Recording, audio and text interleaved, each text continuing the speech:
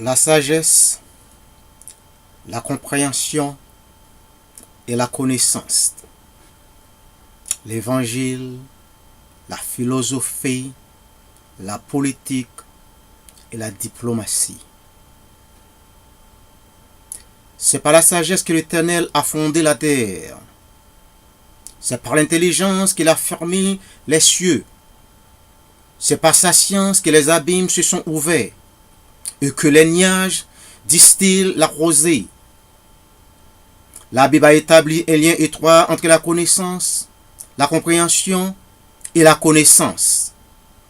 Il est nécessaire pour qu'un pasteur puisse comprendre ces trois mots, lesquels sont la sagesse, la compréhension et la connaissance avant qu'il soit prêt pour prêcher la parole de Dieu. Personne ne peut pas bien prêcher l'évangile de Jésus-Christ sans comprendre ces trois mots. Ils sont le pilier de la parole de Dieu. Il faut les maîtriser pour bien comprendre la Bible. Si vous ne les comprenez pas, vous ne pouvez servir Dieu avec la foi. Si vous ne les comprenez pas, vous n'êtes pas encore prêt pour être un berger. Le capitaine d'un bâtiment doit savoir qu'il est le chef. Il est l'homme en charge. C'est le même pour un pasteur. Il est responsable pour le bien-être spirituel des croyants. Le pasteur doit s'instruire, doit guider les croyants. Proverbe 24, versets 3 et 4 a déclaré: c'est par la sagesse qu'une maison s'élève, et par l'intelligence qu'il a fermée. C'est par la science que les chambres se remplissent de tous les biens précieux et agréables. Un professeur ne peut pas enseigner aux étudiants ce qu'ils ne connaissent pas. Personne ne peut donner ce qu'il n'y en a pas. Si un pasteur n'a pas de sagesse, il ne peut la fournir aux autres. S'il n'a pas de sagesse, il est difficile pour lui de connaître la véritable essence de la vérité. La sagesse aide à quelqu'un de voir quelque chose pour ce qu'il est réellement. La compréhension peut aider quelqu'un à connaître la raison de quelque chose. Il aide à déchiffrer le qui, le pourquoi et le comment. La sagesse attire la connaissance. La connaissance est la substance de la sagesse. La connaissance peut vous aider à comprendre votre environnement. Il peut préserver la vie. Osée 4, verset 6 a déclaré: mon peuple est détruit parce qu'il lui manque la connaissance. Je te rêcherai et tu seras dépouillé de mon sacerdoce. Puisque tu as oublié la loi de ton Dieu, j'oublierai aussi tes enfants.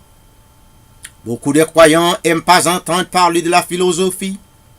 Mais quand on décompose les thèmes de philosophie, certains croyants pourraient être étonnés de savoir son étymologie, son origine.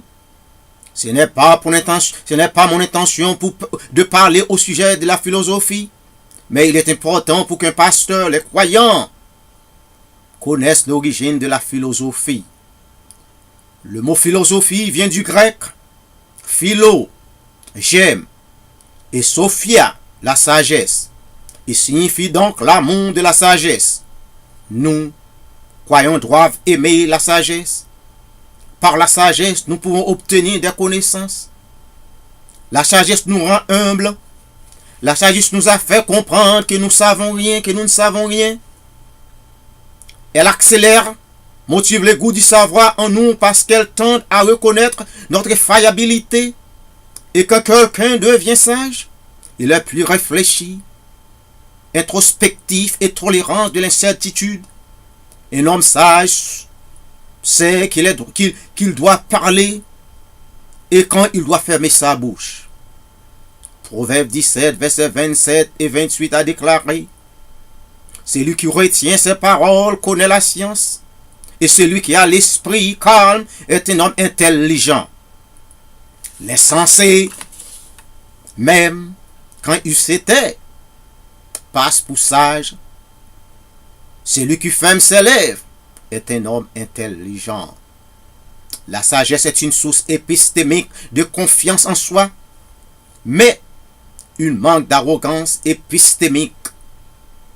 L'arrogance est condamnée par la Bible. On dit souvent que la plupart des gens compétents ne sont pas sages.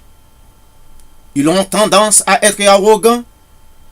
Proverbe 16, verset 5 a déclaré: tout corps hautain est en abomination à l'Éternel. Certes, il ne restera pas impuni, une manque de sagesse engendre arrogance.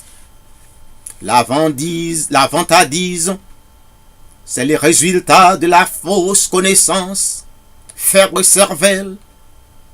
Romains 12, verset 3 disait: par la grâce qui m'a été donnée, je dis à chacun de vous de n'avoir pas de lui-même une trop haute opinion, mais de revertir des sentiments modestes, selon la mesure de foi que Dieu a départie à chacun.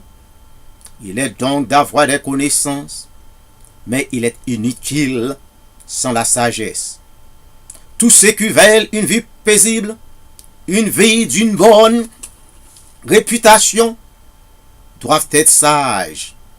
Elle est une vertu, mais que la sagesse peut créer des ennemis. Il est magnifique d'être sage. Socrate était un philosophe grec du 5e siècle avant Jésus-Christ.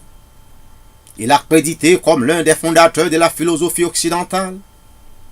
Il disait: eh bien, la sagesse, c'est à effectivement ne pas parler et observer en silence, puis parler quand c'est utile et vrai. Bon, je ne sais pas, puisque quand c'est utile et vrai, c'est faussement bon. Socrate était un sage.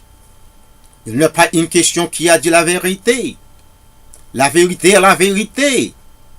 La lumière peut briller dans l'obscurité indépendamment qui porte le flambeau. Cependant, l'obscurité doit comprendre, doit recevoir la lumière. Jean 1, verset 5 disait: la lumière, lui, dans les ténèbres, et les ténèbres ne l'ont pas reçu. Dieu a été créé un être humain complet. Nous avons tous de la sagesse, la compréhension et la connaissance, c'est en nous. Mais, nous devons les laisser manifester en nous. Nous devons rejeter notre façon égoïste. Nous devons cesser d'être méchants, afin que la sagesse, la compréhension et la connaissance puissent germer, grandir en nous. Jean 3, verset 19 disait: ce jugement, c'est que la lumière étant venue dans le monde, les hommes ont préféré les ténèbres à la lumière, parce que leurs œuvres étaient mauvaises. Vous prétendez être civilisé. Vous prétendez être la meilleure race. Vous prétendez être la race la plus intelligente. Tout ceci sont des mensonges. Si vous ne pouvez pas employer votre sagesse, votre compréhension, votre connaissance pour faire progresser la race humaine.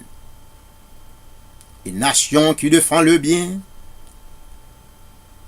être de l'espèce, la race humaine, elle doit fonctionner à partir d'une position neutre, une position réelle. Ce qui peut empêcher la nation de jouer avec les règles des autres pays.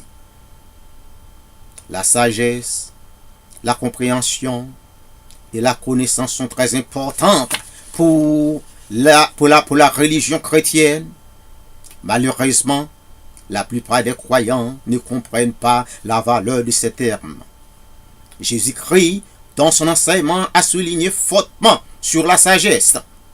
C'est par la sagesse qu'il a accompli tous ces miracles. C'était par la sagesse qu'il a reçu la puissance du Seigneur. Ésaïe 11, versets 2 et 4 disait: l'Esprit de l'Éternel reposera sur lui, l'esprit de sagesse et d'intelligence, esprit de conseil et de force, esprit de connaissance et de crainte de l'Éternel. Il respirera la crainte de l'Éternel. Je ne jugerai point sur l'apparence.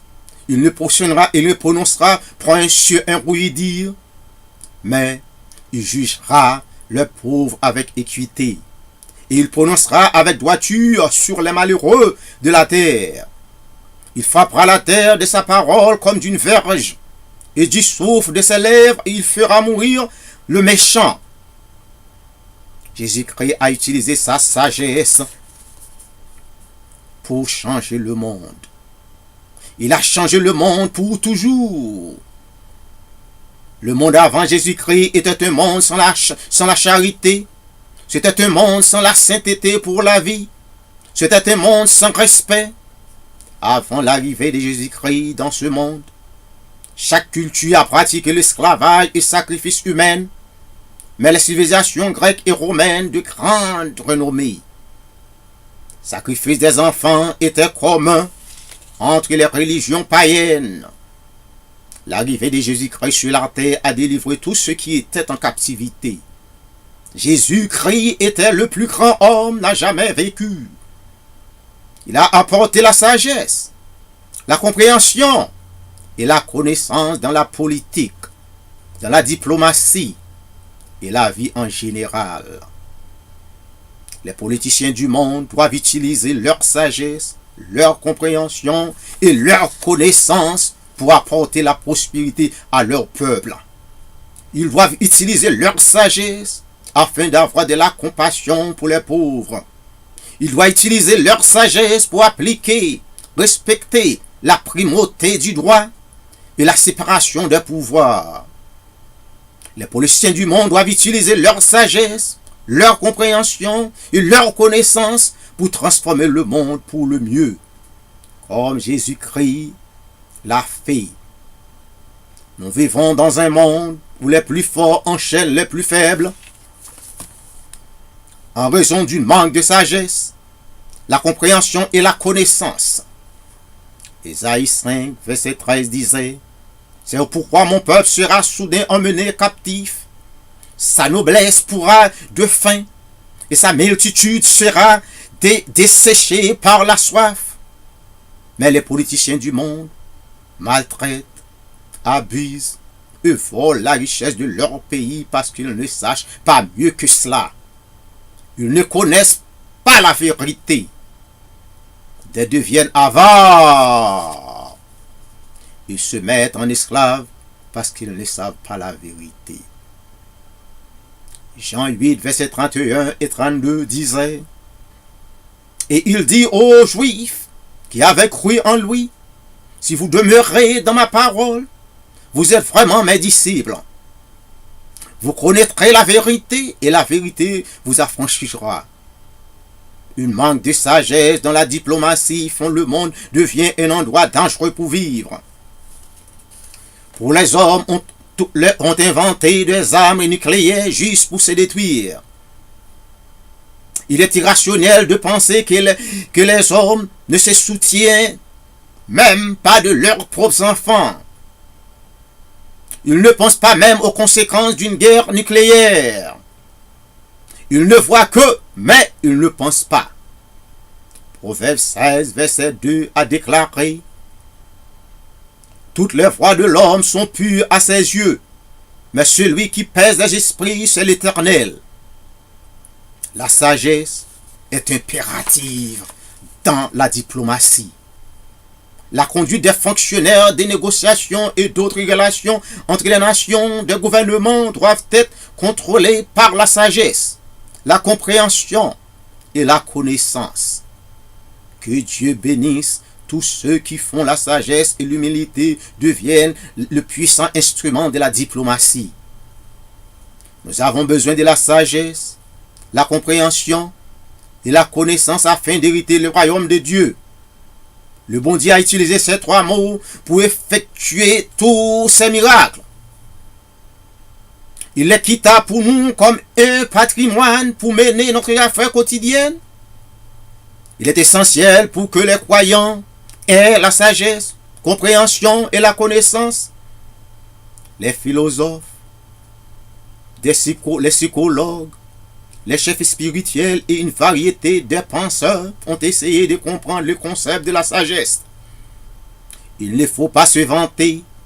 Socrate disait: la seule vraie sagesse est de savoir que vous ne savez rien. La sagesse joue un rôle important dans la politique. Un homme politique doit réfléchir avant d'agir. La sagesse est la capacité de penser en utilisant la connaissance, l'expérience, la compréhension, le bon sens et des perspicacité. La diplomatie d'un pays doit être menée par un groupe de personnes qui ont la sagesse. Theodore Roosevelt, ancien président des États-Unis, était un homme de sagesse. Il disait: parle doucement et porte un gros bâton. Vous irez loin. La sagesse, la compréhension et la connaissance peuvent dire n'importe quel président des États-Unis que la politique étrangère des États-Unis est trop sensitive pour la diriger par le Congrès, qui a des différentes convictions politiques, différentes cultures. En d'autres mots, le Congrès américain est un bol de salade. M. Theodore Roosevelt disait: le Sénat était mal équipé pour gérer la politique étrangère. Proverbe 4, versets 7 et 9 a déclaré: voici le commencement de la sagesse.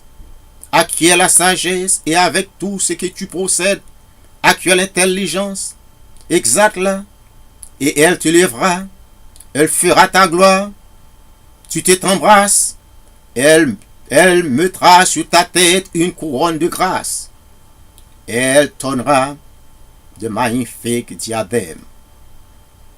Dieu, que le bon Dieu soit glorifié et le bon Dieu nous protège. Merci.